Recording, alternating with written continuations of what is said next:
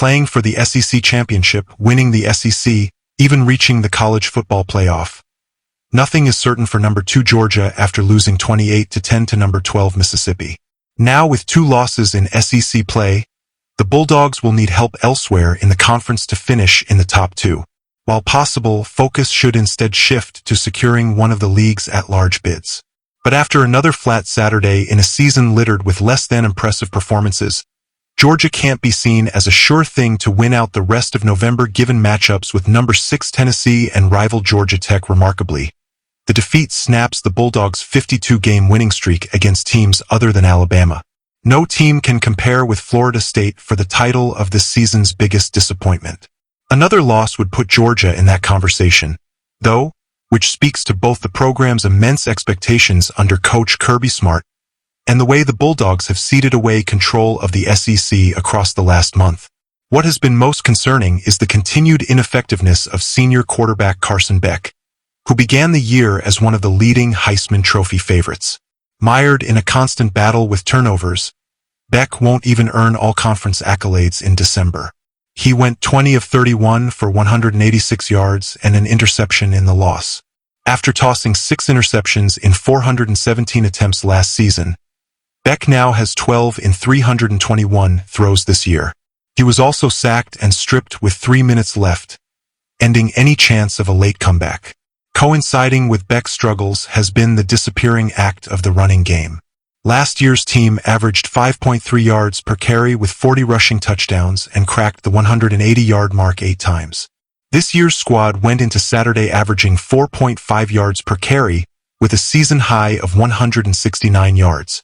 On Saturday, the Bulldogs ran for 59 yards on 33 carries. These aren't the only problems for Georgia. Another has been the defense, long an area of total strength under Smart. This year's defense has had moments of dominance, including in a vintage performance against number 6 Texas last month, but was unable to stop Jackson Dart and the Rebels. Despite injuring his ankle early in the game, Dart returned and threw for 199 yards with a touchdown and ran for 50 yards.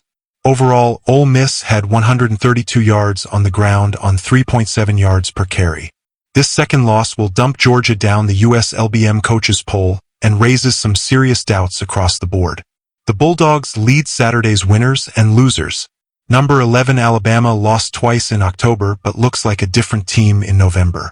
The Crimson Tide rode a brilliant game by Jalen Milroe and a suffocating defense to a 42-13 win at number 13 LSU, landing the sort of victory that could ultimately land this team in the playoff. Milroe threw for just 109 yards but was unstoppable on the ground, racking up 185 yards and 4 scores on a whopping 15.4 yards per carry. On defense, the Tide had 2 interceptions and held the Tigers out of the end zone until a garbage time score against the backup defense with just 11 seconds left. While there's a logjam of 2 lost teams in the SEC, Alabama made a statement in Death Valley and should see a major bump in Tuesday's playoff rankings. Army. Number 19 Army passed another test with a 14-3 win at North Texas that secures an unbeaten record heading into a neutral site matchup in 2 weeks against number 8 Notre Dame. The victory is only the Black Knights' second against an opponent currently with a winning record, joining East Carolina. To combat the Mean Green's high-powered offense, Army ran a ball control offense that held possession for nearly 42 minutes, while limiting North Texas to a season-low 55 plays.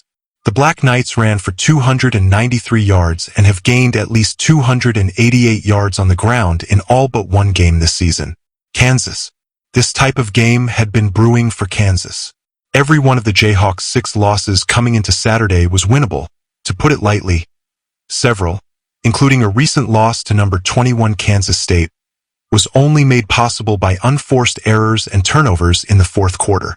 Against number 18 Iowa State, the Jayhawks looked like the team that began the year in the coaches' poll by taking a 31-13 halftime lead and weathering the Cyclones' comeback attempt for a 45-36 win. While a bowl bid will take a borderline miracle, Kansas hasn't taken 4 conference games in a row since 2007.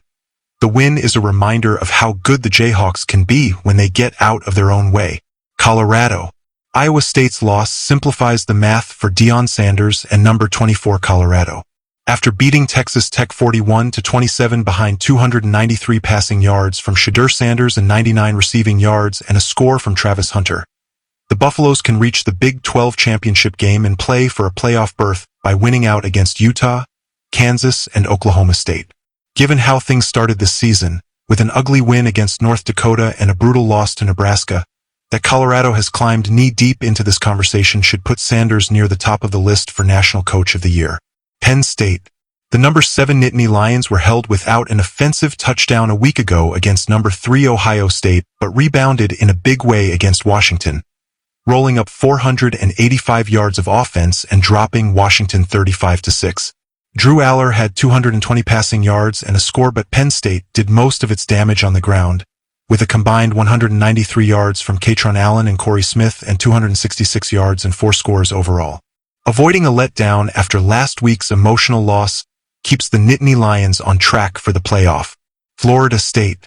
Every week brings Florida State closer to a humiliating designation, the biggest flop in modern power for history.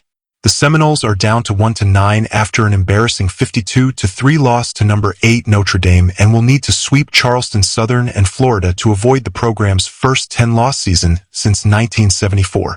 This was never competitive, as the score suggests. FSU had just 88 passing yards and Notre Dame had 453 yards of offense and 22 first downs.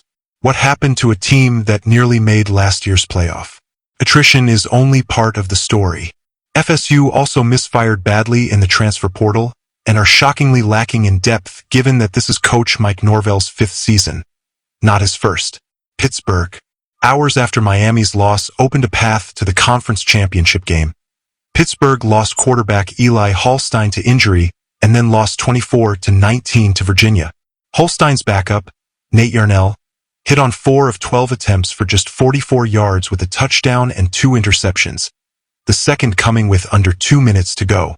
The loss is great news for the Hurricanes, who are back to controlling their destiny in the ACC, and painfully bad news for the Panthers, losers of 2 in a row. Pittsburgh has some nice wins, including a rout of Syracuse, but the strength of schedule isn't there to be a factor in the at-large picture.